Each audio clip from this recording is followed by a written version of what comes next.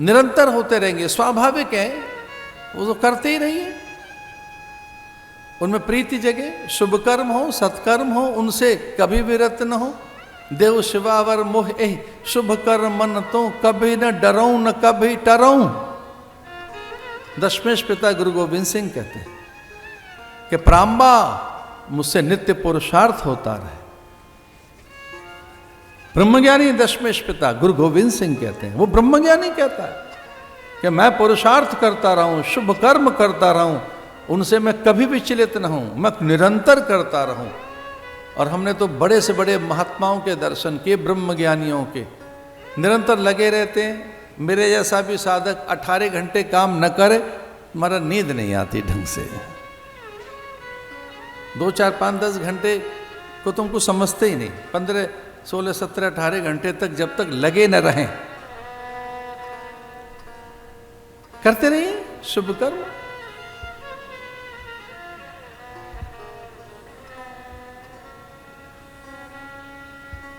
नारद जी मिल गए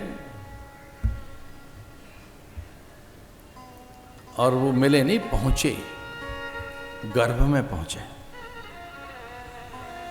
कयादू के गर्भ में, नैसाचरी जाति का उद्धार करने के लिए। पूज्य हमारे काशी वाले महाराज जी प्रातःकाल आ जाते हैं मुझे दर्शन देने। हम चर्चा कर रहे थे कि नारद प्रत्येक कथा में है, प्रत्येक युग में है, प्रत्येक पुराण में है, प्रत्येक सत्कर्म में है।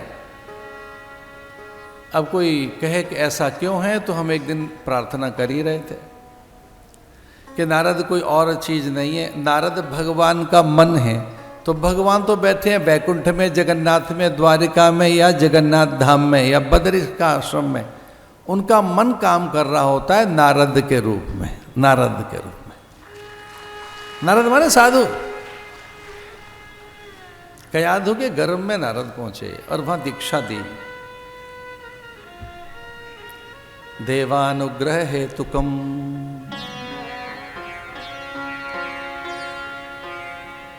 जब देवताओं का अनुग्रह होता है तो इस रूप में कि संत मनुजता का बोध, सत्संगति, महापुरुष संशय, ये स्वतः प्रकट होने लगता है। बड़े प्रयास करने पर भी अच्छे महात्माओं का संग नहीं मिलता। इधर उधर की बातें बहुत सुनने को मिलती हैं, ऐसा करो वैसा कर लो, कृपा आ जाएगी, अनुग्रह हो जाएगा, ऊपर देखो नीचे देखो, इस इधर करो उधर करो, इस राशि वाले ये करें, उस राशि वाले वो करें। एक दिन हम पूछ रहे थे मनुष्य जो है वो क्या करें, इस राशि वाले उस राशि वाले ऐसा करें। अब मनुष्य क्या करें, साधक क्या करे, जिसके मन में प्रेम जग गया है वो क्या करे। तब तो राशि भी याद नहीं रहती, ध्यान कहाँ रहता है। हमें तो कई बार ध्यान ही नहीं रहता, किस राशि का ध्यान करें, कौन सा नाम ध्यान करें। दिल्ली में प्रभु जी कहते हैं, यहाँ प्रभु श्री कहते हैं, कोई महाराज, कोई स्वामी जी, कोई आचार्य कहता है। जिस प्रदेश में जाते हैं उसकी वैसी बातें सुन लेते हैं। एक नाम हो तो सुने, एक राशि हो तो सुने। आनंद तो तब आता है जब ब्रज में जाता हूं तो मुझे बाबा कहते हैं वहां पे लोग, बाबा। अरे क्या बात है, सही गुरु मिलेंगे तो इधर उधर की बातों से निकलोगे अपने आप। देवानुग्रह हेतुकम, ये अनुग्रह ही है कि हमें अच्छे गुरु मिल जाए, अच्छी संतान मिल जाए, अच्छे सचिव सेवक मिल जाए, अच्छे पाचक मिल जाए, अच्छा पड़ोस मिल जाए, देह मिल जाए, ढंग से साधन बन जाए। देवानुग्रह हेतुकम मनुष्यत्वम मुमुक्षुत्वम महापुरुष संशय। अब यहां संशय संसर्ग की बात कहें, यहां तो स्वयं पहुंच गए नारद बीज रूप में। नारद उसकी चेतना में प्रवेश कर गए गर्भ में, और नारद वहां दीक्षा देने लगे, वेदोपदेश देने लगे, श्रुति वाक्य समझाने लगे, और संपूर्ण सृष्टि का ज्ञान दे दिया, और वह दृष्टि दे दी कि सब जगह उसे भगवान दिखें, भगवान। इसलिए प्रहलाद का जब जन्म हुआ तो इतने आनंदित प्रहर्षित हिरण्याकश्यपु अपने गुरु के पास दौड़े गए और गुरुदेव से कहा कि महाराज, ये जो संपदा मेरे पास है, इतना ऐश्वर्य विभूति और संपूर्ण लोकांतरों में मैं सर्वजयी हूं, सर्वसमर्थ हूं, सर्वशक्तिमान हूं, मृत्यु मुझे छू नहीं सकती। मैं कभी दिन में मरूं न रात में मरूं, कभी न मरूं, मैं मर नहीं सकता, इतना मैं सामर्थ्यवान हूं। लेकिन इस पुत्र के जन्म के समाचार से ही आनंद हो गया है।